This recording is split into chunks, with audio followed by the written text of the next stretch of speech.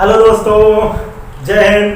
कैसे हैं आप सब लोग? झक्कास, फर्स्ट क्लास, मजे में, जिंदगी अच्छे से कट रही है, बाल बच्चे सब फर्स्ट क्लास। चलो दोस्तों, आज स्टार्ट करते हैं कॉम्प्लेक्स नंबर, है ना। इसको आगे कंटिन्यू करते हैं। वैसे तो आप लोगों को कॉम्प्लेक्स नंबर अच्छे से समझ में आया होगा, ठीक। आज इस लेक्चर में मैं आप लोगों को कॉम्प्लेक्स नंबर का एक नया फॉर्म बताऊंगा, जिसको हम लोग बोलते हैं polar form of complex number. अब ये क्या होता है पोलर फॉर्म, है ना। टेंशन नहीं लेने का गुरु, अपन है तो क्या गम है। तो देखो, ध्यान से देखो, पोलर फॉर्म का मतलब समझने से पहले बस आपको दो बातें अपने दिमाग में रखनी है। कौन सी बातें? अरे बताते हैं यार, टेंशन खा लेते हो। अच्छा देखो बच्चों, आपको याद है कि आप बचपन में ऐसे कोऑर्डिनेट सिस्टम पढ़ते थे जिसमें एक्स एक्सिस होता था, वाई एक्सिस होता था, फिर कोई दो पॉइंट दे दिए जाते थे और फिर उस पॉइंट से हम पोजीशन निकाल लेते थे ना। दो कोऑर्डिनेट देते थे, हम उससे किसी भी पॉइंट की पोजीशन पता करते थे कि नहीं? बोलो, अरे बोलो। हाँ, तो देखो, जैसे मान लो बच्चों, ध्यान से देखो पहले, जैसे ये दो बना हुआ है ना, इसको हम लोग बोलते हैं कार्टेशियन प्लेन। क्या बोलते हैं? Cartesian plane. ये आपको पता है, ठीक। बहुत ध्यान से समझना बात को।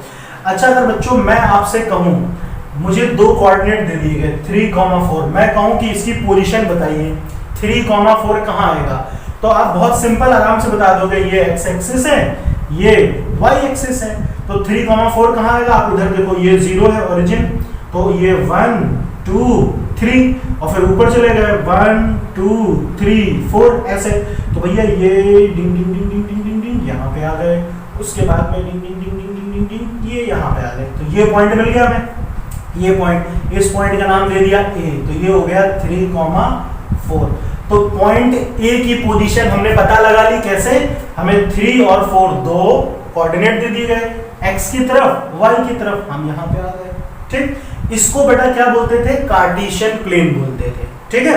कार्टेशियन प्लेन में अगर किसी पॉइंट की पोजीशन बतानी हो तो बस हमें दो कोऑर्डिनेट पता हो, आराम से हम उसको निकाल सकते हैं, ठीक। अच्छा, दूसरी चीज, इसमें कॉम्प्लेक्स नंबर में हम इसको कार्टेशियन प्लेन ना बोल के हम इसको आर्गन प्लेन बोलेंगे, आर्गन्स प्लेन पढ़ेंगे, ठीक है। Argand's plane. अब ये आर्गन्स प्लेन क्या होता है बच्चे? आर्गन्स प्लेन भी same to same Cartesian plane की तरह ही होता है, बस इसमें छोटा सा एक फर्क है। क्या फर्क है? देखो, जैसे अभी हमें दो कोऑर्डिनेट दिए थे कार्टेशियन प्लेन में, तो हमने उसका पॉइंट पता लगा लिया, ठीक। आर्गन प्लेन में क्या होगा कि हमें दो पॉइंट दिए होंगे, मतलब दो कोऑर्डिनेट दिए होंगे, उससे एसोसिएटेड एक कॉम्प्लेक्स नंबर बनेगा। क्या? आर्गन प्लेन में हम कॉम्प्लेक्स नंबर को लिखते हैं और कार्टेशियन प्लेन में हमको दो कोऑर्डिनेट दिए हो तो उससे हम पॉइंट की पोजीशन बताते हैं, है ना। यही तो करते थे। लेकिन इसमें क्या करेंगे? इसमें आपको जैसे मान लो दो पॉइंट दे दिए जाएंगे, ठीक। बहुत ध्यान से समझना। जैसे बच्चों देखो, ये एक्स एक्सिस होती है, तो आर्गन प्लेन में इसको एक्स एक्सिस ना बोल के रियल एक्सिस बोलेंगे। क्या बोलेंगे? मतलब जो एक्स एक्सिस होती थी, अब उसको रियल एक्सिस समझो। रियल एक्सिस का मतलब इस पे रियल नंबर लिखा जाएगा, रियल नंबर। और ये जो वाई वाली लाइन होती थी सीधी, इसको वाई एक्सिस ना बोल के हम लोग बोलेंगे इमेजिनरी एक्सिस। क्या? ठीक है, क्या बोलेंगे? Imaginary axis. तो देखो, इसको आप चाहो तो ऐसे शॉर्ट में लिख लो यार, कोई दिक्कत नहीं है। इमेजिनरी कैसे लिखते थे? आई, है ना, IM, इमेजिनरी एक्सिस, ठीक। बस ये याद रखना अपने दिमाग में और कोई दिक्कत नहीं है, ठीक। अच्छा, तो अब जैसे मान लो बच्चे देखो, हमें मान लो कोई पॉइंट दे दिया गया, ठीक है। हमें पॉइंट जैसे मान लो कि मैंने 3,4 ही लिया था, 3,4। अब ध्यान से देखो, 3,4 से एसोसिएटेड, यानी इसकी हेल्प से एक कॉम्प्लेक्स नंबर बनाना पड़ेगा। और कॉम्प्लेक्स नंबर तो हमने समझा है क्या होता है? Z बराबर A plus IB। A real part, B जो होता है, देखो B क्या है? Imaginary part, real part, imaginary part. तो बेटा देखो, रियल एक्सिस तो ये वाली है, रियल एक्सिस तो ये वाली है। तो जैसे मान लो ये 3 दिया है, अगर खाली 3 है, 3 का मतलब ये दिख रहा है, पहले 3 फिर 4। तो अगर इसको रियल एक्सिस पे बनाना है मुझे, तो 3 को क्या मैं ऐसे लिख सकता हूँ? 3 + 0y, 3 + 0y ऐसे लिख सकता हूँ ना, ठीक। अब ये इमेजिनरी एक्सिस है ना, इमेजिनरी एक्सिस की बात करते हैं। इस पे देखो मैं 4 बनाना है, जैसे देखो अभी कार्टेशियन प्लेन में इस पे 3 बनाए थे, इस पे 4 गए थे। इसमें क्या करना है, 3 को मैंने ऐसे लिख दिया 3 + 0 है, और 4 को मैं इधर लिखूंगा, 4 इमेजिनरी वाले पे आएगा, इमेजिनरी वाले पे। तो इमेजिनरी वाले पे आएगा तो देखो ये कैसे बनेगा, ये वाला जो पॉइंट होगा तो मैं इसको ऐसे लिखूंगा 0 + 4i। क्या ऐसे लिख सकता हूँ, बोलो हाँ या ना, जल्दी बताओ, लिख सकता हूँ ना, ठीक है। 0 + 4i, तो इसको चलो मैं ऐसे लिख देता हूँ 0 + 4i। अभी समझ में आ रहा है, ठीक। तो बेटा ये देखो जो कॉम्प्लेक्स नंबर है, पहले पॉइंट दिए थे 3, 4, अब इन्हीं पॉइंट की हेल्प से हमने एक कॉम्प्लेक्स नंबर बना लिया। कौन सा कॉम्प्लेक्स नंबर बनाया, ध्यान से देखो, z बराबर पहले 3 आया, 3 रियल एक्सिस पे, और फिर 4 आया इमेजिनरी एक्सिस पे। तो 3 + 4i, मतलब पॉइंट की हेल्प से हमें क्या बनाना है, कॉम्प्लेक्स नंबर बनाना है। और ये कॉम्प्लेक्स नंबर जो है, अब देखो यहाँ पे कहीं आएगा। अब जैसे लिखा है 3 + 4i, तो पूछा जाए ये कॉम्प्लेक्स नंबर कहाँ पे होगा, है ना, कौन से क्वाड्रेंट में लाई करेगा। तो ध्यान से देखो, आपको करना वही है, बिल्कुल सेम टू सेम। देखो वैसे जैसे यहाँ पे 3 है, तो 1 2 3, हम 3 इधर भी गए और 4 इधर गए, तो बिल्कुल सेम टू सेम आपको वही चीज बनानी है ना, वही चीज सेम टू सेम। तो ये पॉइंट ए हो गया, ठीक। क्या इसकी पॉइंट्स क्या हुए बच्चों, कोऑर्डिनेट 3, 4 हो गए, ठीक। और इस 3, 4 कौन से कॉम्प्लेक्स नंबर को बताता है, ये कॉम्प्लेक्स नंबर को बताएगा 3 + 4i को, 3 + 4i को, इस वाले कॉम्प्लेक्स नंबर को बताएगा, ठीक है।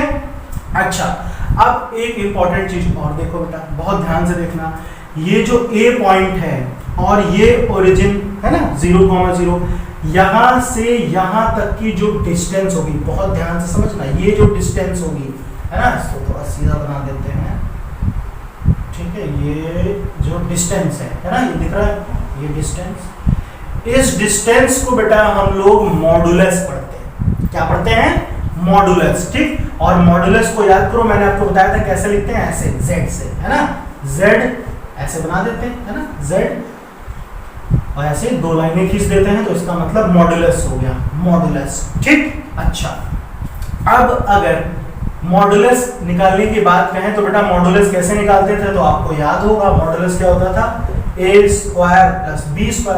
तो इसमें a 3 है और b 4 है। अगर मैं इनकी हेल्प से इसको निकालूं तो देखो कितना आएगा, 3 का स्क्वायर करेंगे तो 9 आएगा, 4 का स्क्वायर करेंगे 16 आएगा, इसको ऐड करेंगे तो 25 होगा, तो ये 5 आ जाएगा। यानी इसकी मॉड z की वैल्यू कितनी आएगी, 5 आएगी कि नहीं आएगी, बात समझ में आई ना, ठीक है। तो ये बात आप याद रखना कि जो भी हम पॉइंट निकालते हैं आर्गन प्लेन में, ठीक, वो ओरिजिन से उस पॉइंट की डिस्टेंस को मॉडुलस कहा जाता है, मॉडुलस, ठीक, ये याद रखना, ठीक है। इसको मैं यहाँ फॉर्मूला लिख देता हूँ, ठीक है, बहुत आसान, कोई दिक्कत नहीं, 2 मिनट में समझ जाओगे, a² + b², ठीक। अच्छा बच्चों, अब एक चीज और मुझे बताओ, यहाँ ध्यान से बस देखते रहो, है ना, कोई दिक्कत नहीं होगी। अगर यही कॉम्प्लेक्स नंबर, देखो ये कॉम्प्लेक्स नंबर फर्स्ट क्वाड्रेंट में है, तो आपने पढ़ा था, आपको याद होगा कि फर्स्ट क्वाड्रेंट में प्लस प्लस प्लस प्लस, यानी दोनों नंबर पॉजिटिव ऐसे होते हैं, पढ़ा था ना हमने। यहाँ पे क्या होता था, यहाँ पे माइनस प्लस होता था, अच्छा यहाँ क्या होता था, माइनस माइनस, थर्ड क्वाड्रेंट, इसमें क्या होता था, प्लस माइनस, याद आ रहा है कि नहीं। अच्छा बच्चों, अगर इस क्वाड्रेंट में कोई पॉइंट होता है, जैसे यही पॉइंट अगर इस क्वाड्रेंट में है, तो कैसे लिखा जाएगा, ऐसे आएगा ना, -3, 4 ऐसे लिखा जाएगा, होगा कि नहीं होगा, -3, 4। तो -3, 4 का मतलब मुझे इधर इस साइड में 3 आना, 3, तो कितना होगा, 1 2 3 ऐसे आना है, ठीक, और ऊपर 4 जाना है, ठीक है। ये यहाँ लिख देता हूँ मैं, -3, 4। तो ये वापस हम ये जिंग यहाँ पे आए, और ये पॉइंट हम यहाँ पे आ रहे, ऐसे आते हैं, ठीक है ना। ये थोड़ा आप बना लेना, मैं फ्री हैंड बना रहा हूँ तो थोड़ा ऐसा ही है। तो ये चीज देखो, तो इस पॉइंट को थोड़ी देर के लिए चलो B मान लो, तो इसके पॉइंट्स क्या हुए -3,4। तो आप बताओ इस पॉइंट की हेल्प से कौन सा कॉम्प्लेक्स नंबर बनेगा? इस पॉइंट की हेल्प से -3,4। अगर आप ध्यान से देखो तो कौन सा कॉम्प्लेक्स नंबर आएगा इससे आएगा बेटा -3,4i। बोलो ये आएगा कॉम्प्लेक्स नंबर, है ना? तो देखो ये पॉइंट्स हमें दिए होंगे और पॉइंट की हेल्प से हमें कॉम्प्लेक्स नंबर बताना होगा। और ये कॉम्प्लेक्स नंबर कौन से क्वाड्रेंट में आ रहा है? सेकंड क्वाड्रेंट में। फिर से ये ओरिजिन और ये पॉइंट बी, मैं कहूं इसकी डिस्टेंस बताओ, तो अगेन डिस्टेंस का मतलब मॉडुलस फिर से कितना आएगा? मॉड z, और इस फॉर्मूले की हेल्प से सॉल्व करेंगे तो ये हमें कितना मिलेगा? अगेन 5 मिलेगा। ठीक। अच्छा बच्चों, अगर यही पॉइंट यहां पे आए होते थर्ड क्वाड्रेंट में तो ये कैसे दिए होते? ये कुछ ऐसे दिए होते -3, -4। तो अब मुझे बताओ कौन सा कॉम्प्लेक्स नंबर बनेगा? इसकी हेल्प से कौन सा कॉम्प्लेक्स नंबर बनेगा? -3, -4 से। तो बिल्कुल टेंशन नहीं लेनी, कौन सा कॉम्प्लेक्स नंबर बनेगा? ये बनेगा -3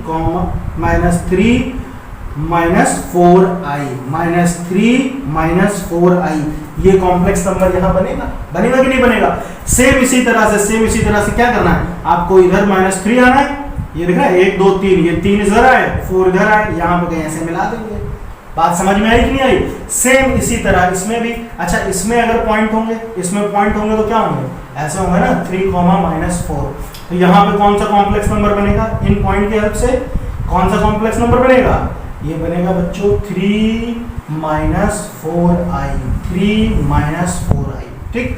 तो बेटा देखो इस क्वाड्रेंट का बहुत ज्यादा इंपॉर्टेंस है समझने के लिए। अभी आप पोलर फॉर्म जब समझोगे, तो पोलर फॉर्म में इसका बहुत ज्यादा रोल है कि क्वाड्रेंट कौन, मतलब कॉम्प्लेक्स नंबर कौन से क्वाड्रेंट में आता है, ये समझना बहुत जरूरी है। अगर ये नहीं कर पाओगे तो बहुत दिक्कत होगी। ठीक। तो उसके लिए करना कुछ नहीं, देखो ये सब प्लस माइनस की कहानी आप क्लास 9 से 8 से पढ़ते आ रहे हो, तो आपको ये पता ही है कि कौन से क्वाड्रेंट में प्लस होता है, कहाँ माइनस होता है, ये सब तो पता है। पॉइंट भी पता होते थे। अब बस इस पॉइंट की हेल्प से जो पहला पॉइंट हो वो रियल एक्सिस को बताएगा, जो दूसरा पॉइंट है वो इमेजिनरी एक्सिस को बताएगा। खटाक से हमने ये क्या बना दिया? कॉम्प्लेक्स नंबर बना दिया कि नहीं बना दिया? ठीक। अच्छा अब ध्यान से देखो, है ना, बात को थोड़ा अच्छे से समझना। इसको मिटा दूं, ठीक है? इसको आपको नोट करना है तो नोट कर लीजिए। आगे देखते बच्चों। अच्छा देखो बच्चों, अभी हमने क्या समझा? अभी मैंने आपको ये बताया कि अगर आपको 2 कोऑर्डिनेट दिए हो तो उसकी हेल्प से हम कोई भी पॉइंट की पोजीशन को बता सकते हैं। ठीक। और उन पॉइंट की हेल्प से हम कॉम्प्लेक्स नंबर कैसे बनाते हैं वो भी हम समझ गए। ठीक है। अच्छा अब एक तरीका और होता है, अगर किसी भी पॉइंट की पोजीशन को पता करना हो तो जरूरी नहीं आपको कोऑर्डिनेट दिए हो, एक दूसरा तरीका और भी होता है। क्या तरीका होता है वो समझते हैं। जैसे मान लो बच्चों, आप लोगों ने क्लास 9 10th में देखो, याद करो, जैसे मान लो आपसे कहा जाता हो कि एक यहाँ पे मान लो एक पॉइंट है, ये O दिया हुआ है, ठीक, ऐसे तो कहा जाए कि इस पॉइंट से 45 डिग्री के एंगल पर 45 डिग्री के एंगल बनाते हुए 5 सेंटीमीटर एक लाइन खींचो। एंगल को मान लेते हैं थीटा, कितना? 45 डिग्री। ठीक। तो आप आराम से देखो, आप आराम से ऐसे तो बनाओगे, जैसे यहाँ पे आते हैं, इस पॉइंट से 45 डिग्री का एंगल बनाओ और 5 सेंटीमीटर की दूरी पर, तो हम ऐसे एक लाइन खींच देते हैं। ठीक। इस एंगल थीटा को मान लिया 45 डिग्री और ये 5 सेंटीमीटर की डिस्टेंस हो गई। तो मान लो यहाँ पे पॉइंट ए है जो 5 सेंटीमीटर की दूरी पे है, तो वापस देखो हम वहीं पे पहुंच गए। मुझे इस पॉइंट की पोजीशन बतानी थी तो हम कैसे निकालते थे? जैसे मान लो इधर यूं जाते थे, ऐसे इधर 1 2 3 गए, इधर 1 2 3 4 गए, तो ये पॉइंट आता था 3,4। तो इस तरह से ना देकर हमें एक एंगल दे दिया जाए और डिस्टेंस दे दी जाए। क्या क्या दे दिया जाए? एंगल यानी थीटा दे दिया जाए, और जो बेटा ये डिस्टेंस है, डिस्टेंस का मतलब मॉडुलस को कॉम्प्लेक्स नंबर में हम आर बोलते हैं। क्या बोलते हैं? आर का मतलब मॉडुलस। ये बात याद रखना, अभी बताता हूँ। और एंगल ये तो पता ही है, थीटा का मतलब एंगल। ठीक। मॉडुलस हमें दिया हो और एंगल दिया हो और मॉडुलस दिया हो। अच्छा अभी इस एंगल को भी कुछ और बोलते हैं, क्या बोलते हैं ये भी समझाता हूँ, परेशान मत होना।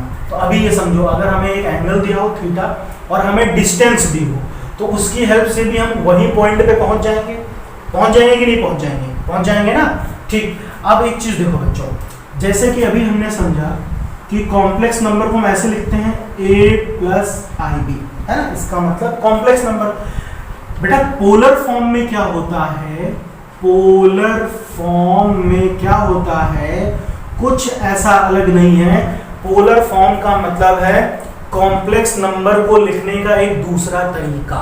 ठीक, यानी जब कॉम्प्लेक्स नंबर को साइन और कॉस के फॉर्म में लिख दिया जाए, उस फॉर्म को बोलते हैं पोलर फॉर्म। और वो लिखेंगे कैसे, ये समझते हैं। ध्यान से देखो, ये जो दिया ना z = a plus i b, इसी को हम लोग ऐसे लिखते हैं। ध्यान से देखो, r cos theta plus i sin theta. r cos theta, ये देखो ये पूरा ऐसे ब्रैकेट बंद है, ठीक है।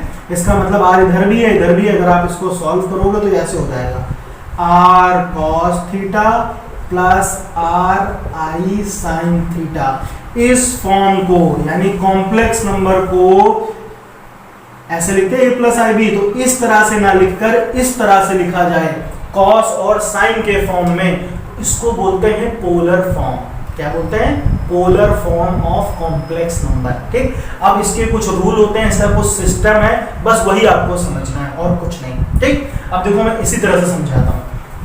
जैसे देखो बच्चों, है ना, बहुत ध्यान से समझो। अभी मान लो आपको एक थीटा दे दिया गया है, थीटा ये कितना है? चलो इस थीटा को मैं मान लेता हूँ 45 डिग्री हो गया। ठीक, और ये जो डिस्टेंस है ना, ये जो डिस्टेंस है, इसको चलो थोड़ी देर के लिए मान लिया मैंने 4√2 है। कितनी है? 4√2 है। कुछ भी मान लो, आपका जो मन करे, अभी मैं बस बता रहा हूँ आपके समझने के लिए। तो बेटा ये एंगल मान लो कितना हो गया? 45 डिग्री हो गया।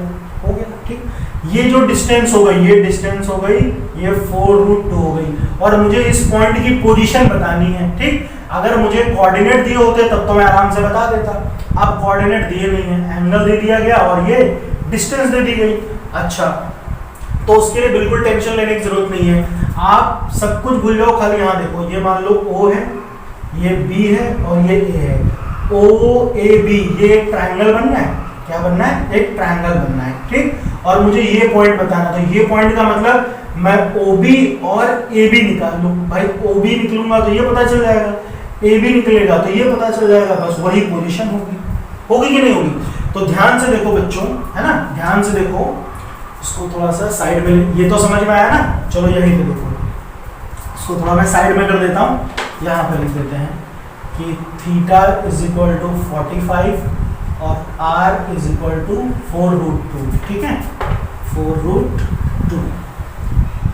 और इसको भी क्लियर यहाँ पर लिख देता हूँ कि z = a plus i b, this is the complex number. और पोलर फॉर्म में जब बदला था तो क्या बन गया था कि r cos theta plus i sin theta. ठीक, बस बहुत ध्यान से समझो। देखो बेटा, ये ट्रायंगल दिख रहा है, ट्रायंगल OBA, यहाँ पे ध्यान से देखिए, इन ट्रायंगल OBA या OAB कुछ भी लिख दो, तो खाली आप इतना बस ट्रायंगल देखो, बाकी सब भूल जाओ और सब कोई चीज से मतलब नहीं। ये ट्रायंगल देखो, O है, A है, ये B है। बेटा ये एंगल कितना है? 45 डिग्री है। ये OA कितना है? 4√2 है। मुझे OB और OA बताना है। ठीक, तो बेटा ध्यान से देखो, हमने पढ़ा है ना पाइथागोरस थ्योरम। तो पाइथागोरस थ्योरम, चलो अच्छा पाइथागोरस थ्योरम में छोड़ो, उसकी भी जरूरत नहीं, खाली इतना देखो। यहां से देखो, मुझे ये दिख रहा है, ये क्या है? OB, ये क्या है? बेस है, ये परपेंडिकुलर है, ये हाइपोटेनियस है। ये तो मालूम है हमें, बेस, परपेंडिकुलर, हाइपोटेनियस।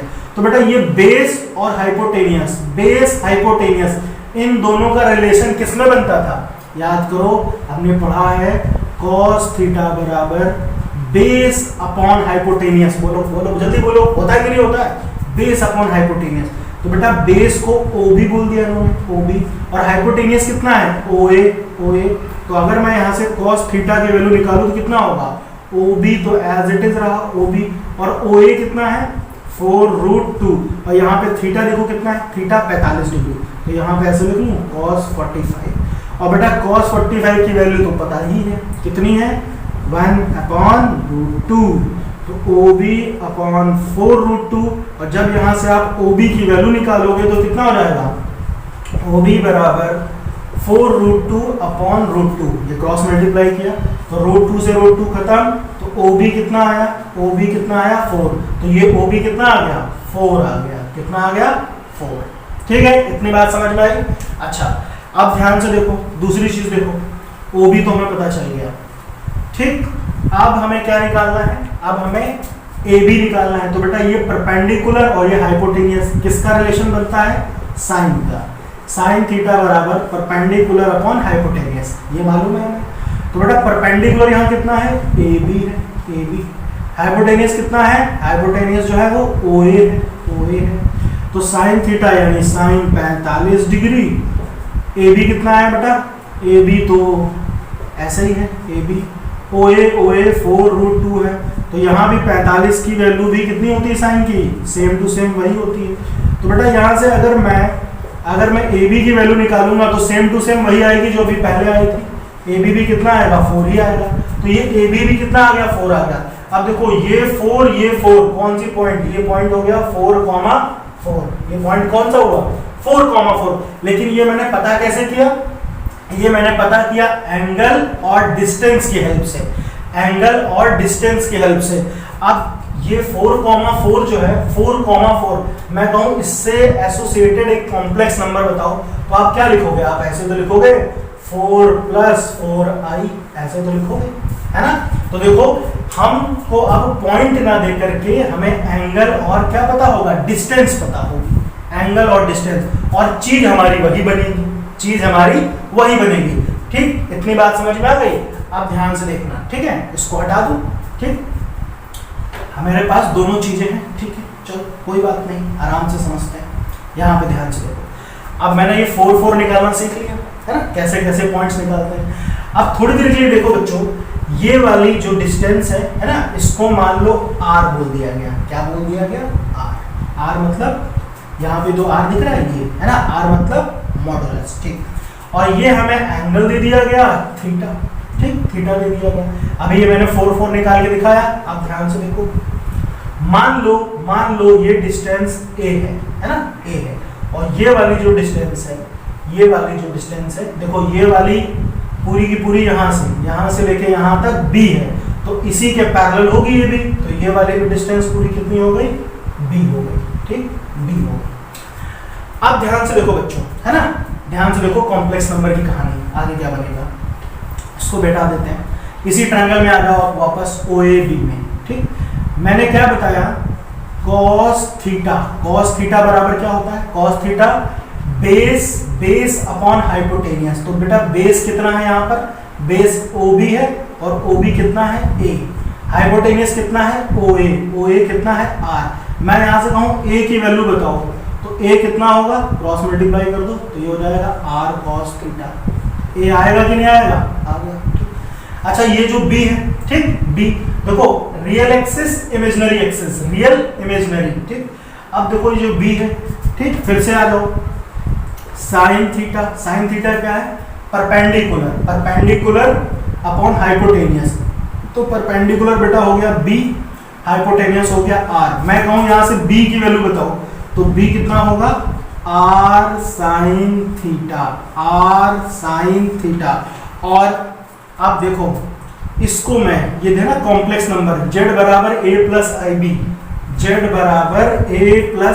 तो A की जगह पे मैंने क्या लिखा, A की जगह पे मैंने लिखा R cos theta plus I, B की जगह पे मैंने क्या लिखा, B की जगह पे मैंने लिखा R sin थीटा, और अगर इसमें से R कॉमन ले लिया जाए तो ये कितना हो जाएगा, cos theta plus I sin theta, ठीक है।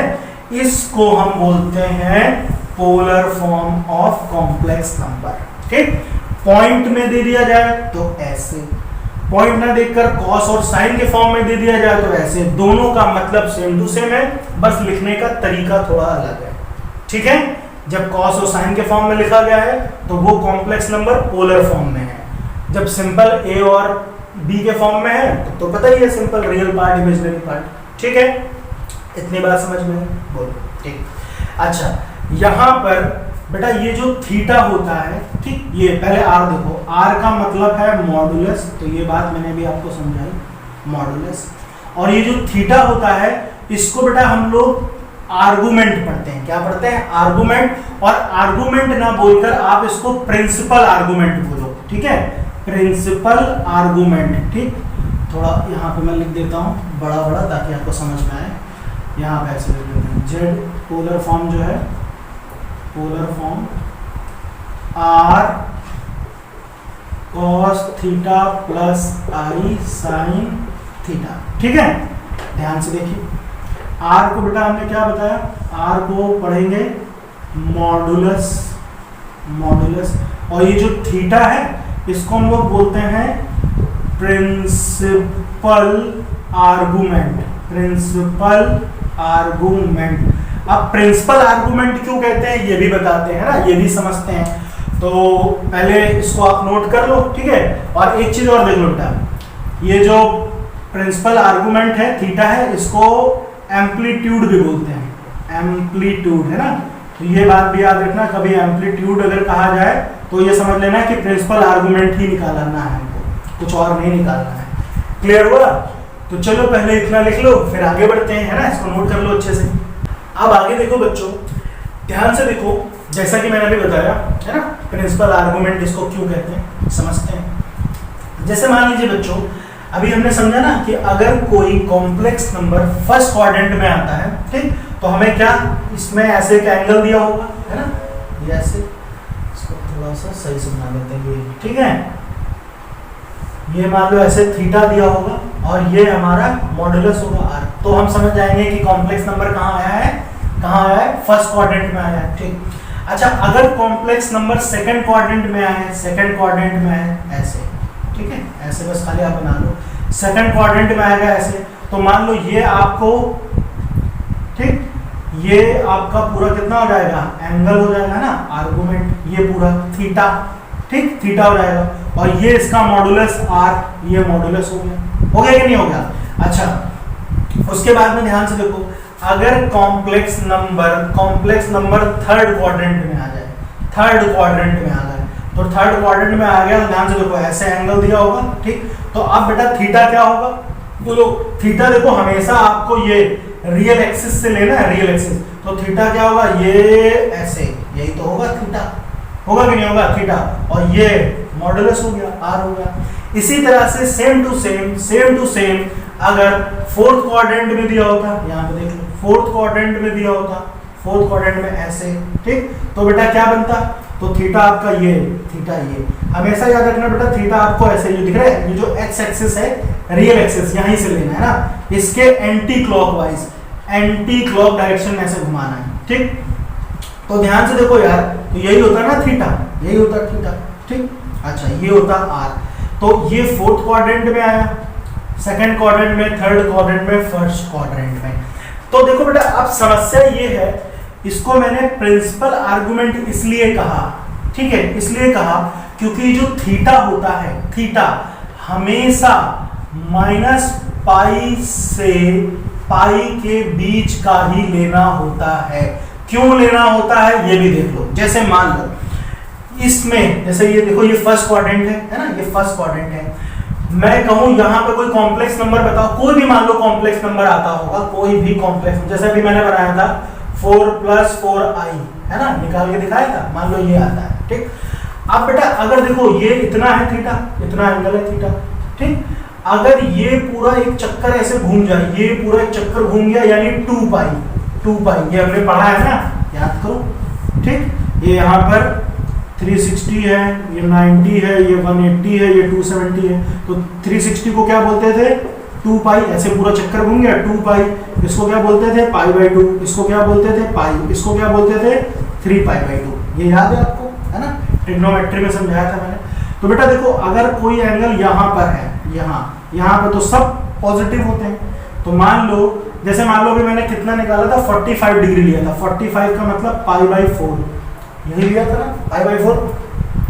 तो देखो यार, देखो जो π/4 पे जो कॉम्प्लेक्स नंबर हमें मिलेगा, π/4 थीटा पाई बाई 4 लिखने पर जो कॉम्प्लेक्स नंबर मिला था वही same to same complex number, देखो ये पूरा एक चक्कर पूरा हो गया 2 पाई, तो 2 pi plus pi by 4, 2 pi plus pi by 4, तो कितना हो गया 4 2 8 और एक 9 पाई बाई 4 पर वही कॉम्प्लेक्स नंबर आएगा सेम टू सेम।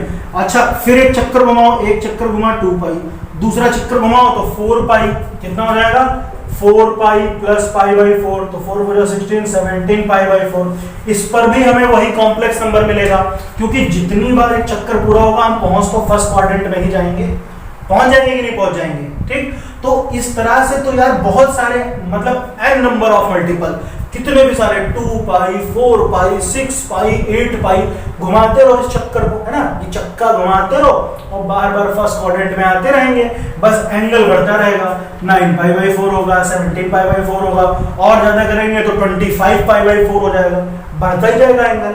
तो कहने का मतलब है यार ये जो थीटा फिर ले कौन सा, हर बार तो कॉम्प्लेक्स नंबर वही मिलेगा, जब जब एक चक्कर पूरा होगा, एक एक चक्कर घुमा वहीं पहुंच गया, ठीक। चाहे इस क्वाड्रेंट की बात करो चाहे इसकी, यही कहानी तो फंसेगी।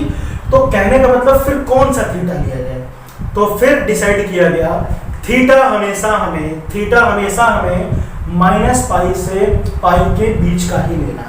कहां से, माइनस पाई से पाई का। प्रिंसिपल वैल्यू याद करो, पढ़ाया था ना ट्रिग्नोमेट्री में, तो वही चीज है, माइनस पाई से पाई प्रिंसिपल वैल्यू के बीच में ये थीटा आया, तो इसको हम लोग बोलते हैं प्रिंसिपल आर्गुमेंट। क्या बोलेंगे, प्रिंसिपल आर्गुमेंट, ठीक। अच्छा अब एक बहुत इंपॉर्टेंट चीज है ना, ये भी समझनी है आपको, वो भी देख लीजिए, है ना। देखो बेटा, ये अगर मैं आपसे पोलर फॉर्म का एक क्वेश्चन बताऊं तो 2 मिनट में भी आप समझ जाओगे बिल्कुल, लेकिन ये इसके पीछे की सब कहानी है जो बेसिक है, ये समझना बहुत जरूरी है कि एक्चुअल में होता क्या है।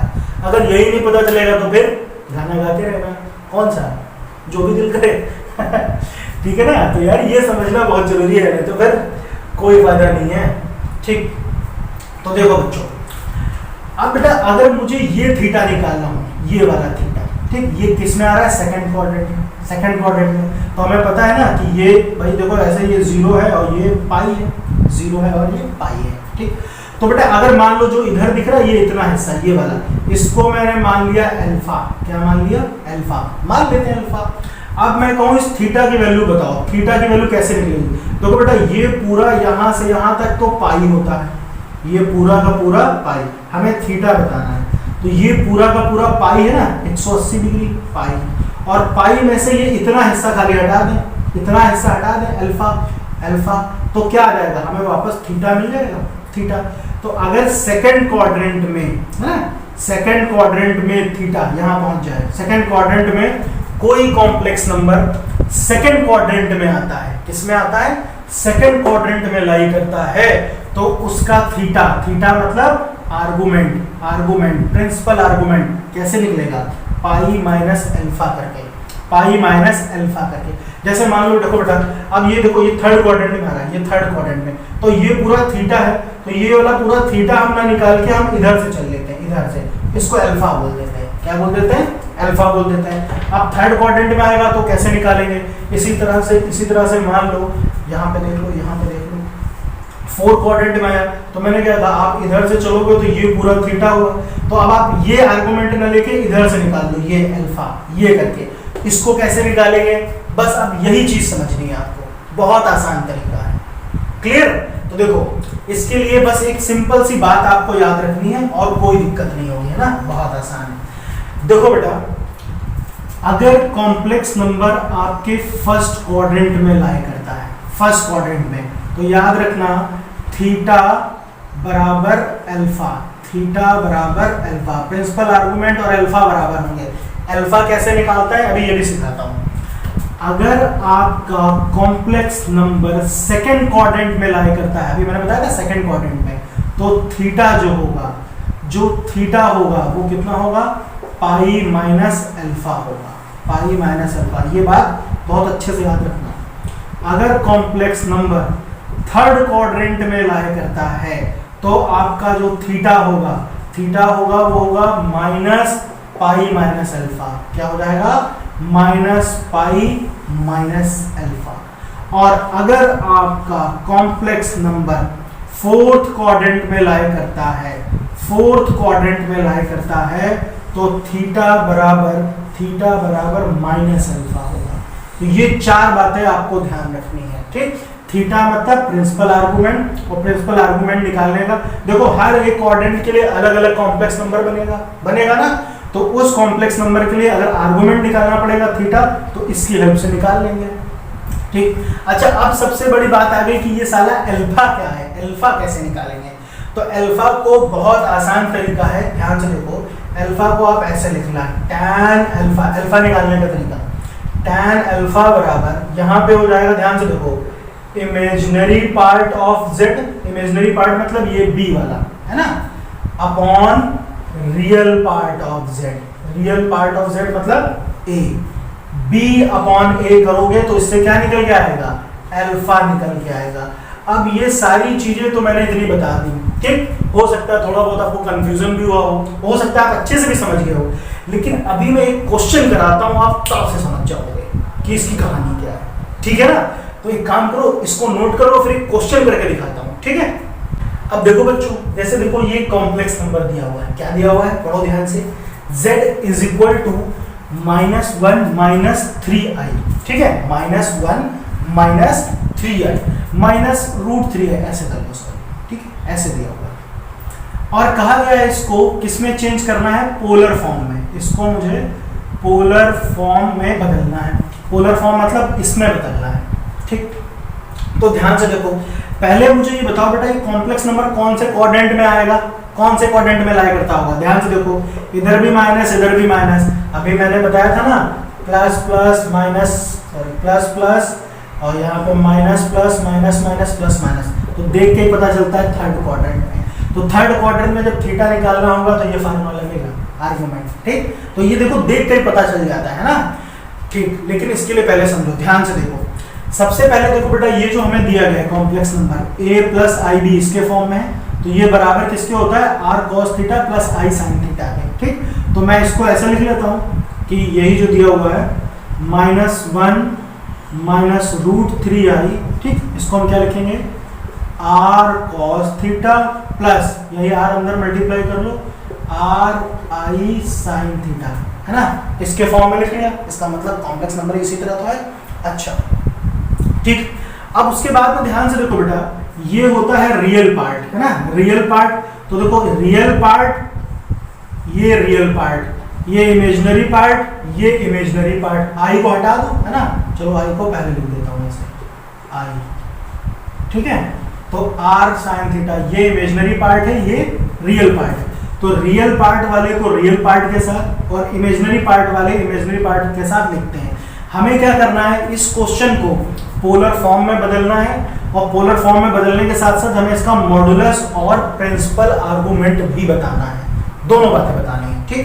तो चलो बहुत ध्यान से देखो, हमने बेटा यहाँ पे लिखा r cos थीटा बराबर -1, कंपेयर कर लिया, ये वाला इसके बराबर हो गया, और r sin थीटा, याद रखना i से मतलब नहीं है, r खाली देखो, r sin थीटा बराबर कितना, -√3। थोड़ी देर के लिए मान लो इक्वेशन 1 है, ये इक्वेशन 2 है, ठीक। मैं क्या करूंगा बेटा, इन दोनों इक्वेशन का स्क्वायर करके ऐड कर दूंगा, क्या करूंगा, स्क्वायर करके ऐड करूंगा। तो चलो ऐड करो, इसका पहले स्क्वायर करो तो ये ऐसे हो जाएगा, r square cos square theta plus इधर वाले का भी करो, r square sin square theta, इधर भी स्क्वायर होगा तो -1 का स्क्वायर प्लस -√3 का स्क्वायर, ऐसे हुआ। फिर देखो बेटा, दोनों में r कॉमन आया है, तो r स्क्वायर कॉमन हुआ तो अंदर कितना बचा, cos square theta plus sin square theta बराबर, देखो यार, -1 का स्क्वायर 1, -√3 का स्क्वायर, रूट से खत्म, तो कितना बचा, माइनस का स्क्वायर तो प्लस हो जाएगा, तो ये हो गया 3, तो 3 + 1 3 + 1 3 + 1 हो गया 4। यहाँ पे देखो एक फार्मूला पढ़ा था, क्या पढ़ा था, cos square theta plus sin square theta बराबर कितना होता था, 1। तो इस पूरे की जगह पे कितना आ जाएगा, 1 आ जाएगा, है ना, इस पूरे की जगह पर 1 आ जाएगा, ठीक। चलो यहाँ तो लिख लेते हैं, तो ये कितना हो जाएगा, r square into 1 is equal to 4, तो r बराबर कितना हो जाएगा, √4, ये स्क्वायर हटा, तो बेटा r बराबर कितना होगा, +-2, लेकिन मैंने अभी बताया r का मतलब मॉडुलस, और मॉडुलस एक डिस्टेंस है, दूरी है, तो दूरी कभी नेगेटिव हो सकती है? नहीं हो सकती, तो r ऑलवेज प्लस होता है। तो बेटा r तो हमने निकाल लिया है ना, मॉडुलस, मॉडुलस कितना आ गया? 2 आ गया। ठीक, चलो अब हमें आर्गुमेंट निकालना है। ठीक, आर्गुमेंट, तो बेटा यहीं से देख लो, बहुत ध्यान से यहीं से देख लो, कौन से क्वाड्रेंट में लाया करता है ये? माइनस माइनस आया तो थर्ड क्वाड्रेंट में। तो हम यहाँ पर लिख लेते हैं कि since complex number lie in a third quadrant, किसमें लाया करता है ये? Third quadrant. Therefore theta is equal to, third quadrant में होगा तो theta is equal to minus pi minus alpha. ये चीज होगी कि नहीं होगी? ठीक, थीटा का मतलब क्या है? आर्गुमेंट है। ठीक, अच्छा, तो बेटा थीटा को हम तभी निकाल पाएंगे जब अल्फा निकाल पाएंगे, और अल्फा के लिए तो फार्मूला है ये वाला, कौन सा? tan अल्फा बराबर, तो इसको लगा देते हैं, है ना, इस फार्मूले को ध्यान से देखो। तो इस फार्मूले को आप अप्लाई करोगे तो ये कितना हो जाएगा, है ना, यहाँ पे कर लेते हैं। तो हमने पढ़ा है ना tan अल्फा बराबर क्या है? Imaginary part of Z. बेटा इमेजिनरी पार्ट कितना है? -3, और रियल पार्ट, तो रियल पार्ट है -1, तो माइनस से माइनस खत्म, ये बचा √3। तो tan अल्फा बराबर √3 आया, √3। तो अब मुझे बताओ यार कि √3 tan में कितने की वैल्यू होती है, कितने डिग्री की? तो हमें पता है ना ये tan 60 डिग्री होता है, और 60 डिग्री को हम लोग लिख सकते हैं π/3। हमेशा हमें रेडियन में चलना है, तो बेटा ये tan से tan खत्म, तो अल्फा कितना आया? π/3 आया। अल्फा कितना आया? π/3 आया। अब इस अल्फा को यहाँ पुट कर देते हैं तो हमारा थीटा आ जाएगा, है ना, हमें थीटा मिल जाएगा। ठीक है, इतना तो समझ में आया। r बराबर 2 है तो इसको लिखे रहना। ठीक है, अब ध्यान से देख लो। ठीक है, चलो, तो ये भी याद रखना, r बराबर कितना आया? 2 आया। अब यहाँ से निकालते हैं थीटा, तो थीटा बराबर -पाई माइनस अल्फा, तो थीटा बराबर कितना हो गया? -पाई, अल्फा बेटा कितना आ गया? π/3। अब इसको सॉल्व करो, तो इसको सॉल्व करोगे तो कितना आएगा? 3 पाई माइनस पाई, तो ये हो गया 2 π/3। तो ये हमारा क्या आ गया? ये हमारा प्रिंसिपल आर्गुमेंट आ गया। क्या आ गया? Principal argument. थीटा भी मिल गया, आर भी मिल गया। अब खटाक से हमें इसको यहाँ पे पुट कर देना है ना, z = a + ib में। तो बेटा कितना हो जाएगा ये? ठीक, यहीं पे चलो लिख देता हूँ। तो हमारा पोलर फॉर्म क्या बनेगा? r cos थीटा, तो r हो गया 2, cos थीटा की जगह कितना लिखेंगे? थीटा की जगह पे लिखेंगे -2 π/3। ये हटा दूं, समझ में आ गया ना सबको? चलो यहीं पे लिख देते हैं। तो पोलर फॉर्म ये कितना हो गया? r हो गया 2, cos थीटा, थीटा की जगह कितना आया? -2 π/3। ठीक है, plus i sin theta, theta की जगह फिर से -2 π/3। ठीक, तो ये हमारा बच्चों क्या बन गया? पोलर फॉर्म बन गया। ठीक, आप क्वेश्चन को जैसे दिया था ना ये -1 -√3i, इस तरह से पढ़ो चाहे इस तरह से पढ़ो, दोनों का मतलब सेम टू सेम है। ये पोलर फॉर्म है, ये सिंपल कॉम्प्लेक्स नंबर। ठीक, तो अब समझ में आया कि अगर आपको कोई कॉम्प्लेक्स नंबर दिया जाए उसका पोलर फॉर्म कैसे निकालते हैं। ठीक है, चलो अच्छा एक क्वेश्चन और बता देता हूँ। ठीक, इसको नोट कर लो। देखो बच्चों, है ना, एक सवाल और। ठीक, ये भी समझ लो, अगर थोड़ा बहुत डाउट बचा है तो यहाँ से क्लियर हो जाएगा, है ना। फिलहाल मुझे लगता नहीं कि कोई डाउट बचा होगा, लेकिन चलो यार कर लेते हैं, करने में क्या बुराई है, क्यों? ठीक है, ध्यान से देखो बेटा। अब ये कॉम्प्लेक्स नंबर दिया, देखो पहला क्या है? Real part minus imaginary part plus. Minus plus कौन से क्वाड्रेंट में आता है? माइनस प्लस आता है सेकंड क्वाड्रेंट में, है ना, सेकंड। तो सेकंड क्वाड्रेंट ये वाली कहानी बनेगी। ठीक, तो बस ये अपने दिमाग में रखना है आपको, और हमें क्या करना है इसमें, इसको पोलर फॉर्म में चेंज करना है। ठीक है, पोलर फॉर्म में, चलो भाई पोलर फॉर्म में बदल देते हैं। तो हमें मालूम है कि पोलर फॉर्म का मतलब यही जो नंबर है ना, -1 + √3i = r cos theta plus i sine theta, इस फॉर्म में हो जाएगा ना। ठीक, अब इसको बेटा जब कंपेयर करेंगे आर कॉस थीटा, है ना, आर कॉस थीटा, तो ये कितना हो गया -1, मान लो इक्वेशन 1 हो गई। इसी तरह से आर साइन थीटा बराबर कितना हो गया √3, मान लो इक्वेशन 2 हो गई। अब क्या करना होता है, स्क्वायरिंग एंड एडिंग, है ना, तो क्या करेंगे हम, स्क्वायरिंग एंड एडिंग। ठीक भाई, तो स्क्वायरिंग करो, है ना, बोथ साइड दोनों साइड में स्क्वायरिंग करके ऐड करना है। तो बेटा ये कितना हो जाएगा, r square cos square theta plus r square sine square theta, यहाँ कितना हो जाएगा -1 का स्क्वायर प्लस √3 का स्क्वायर। तो फिर से देखो, ये वही चीज, r square cos square theta plus sine square theta, ये कितना है 1 + 3, तो ये तो हो गया 4। ठीक, और इस पूरे का मतलब हो गया 1, आर स्क्वायर इंटू 1, तो यहाँ पे देखो आर वही आया ना 2 जैसे पहले आया था, तो मॉडुलस तो मिल गया हमें, मॉडुलस है ना, इसको यहाँ साइड में लिख लेते हैं कि आर बराबर मिल गया हमें 2। ठीक, अच्छा, अब बात आती है आर्गुमेंट निकालने की। ठीक है, तो इसको हटा दें। ठीक है, अब ध्यान से देखो, आर्गुमेंट निकालने के लिए सबसे पहले हमें क्या चाहिए होता है बेटा, अल्फा चाहिए होता है ना, tan अल्फा। तो सबसे पहले यहाँ पे आप निकाल लो कि tan अल्फा बराबर कितना है, इमेजिनरी पार्ट, तो इमेजिनरी पार्ट बेटा इसमें क्या है, इस वाले में √3 है, और रियल पार्ट कितना है -1। ठीक, तो ये कितना हो जाएगा, ध्यान से देखो, -1।